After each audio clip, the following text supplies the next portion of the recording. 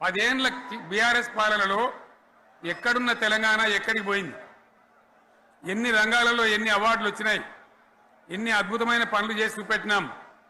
తెలంగాణ అంటే ఒకప్పుడు వెనుకబడ్డ ప్రాంతం, ఎగతాళి చేయబడ్డ ప్రాంతం, పనికిమాలిన ప్రాంతం అనే పేరు పెట్టిన ప్రాంతం.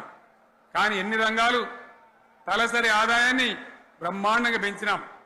90,000 ఉన్న తలసరి ఆదాయాన్ని 3.5 లక్షల పైచీలకు పెంచుకున్నాం. జీఎస్డీపీని దేశంలో నంబర్ 1 స్థానానికి తీసుకెళ్లినాం. తెలంగాణలో బ్రహ్మాండంగా పెండింగ్ ప్రాజెక్టులన్నీ కూడా కంప్లీట్ చేసుకున్నాం.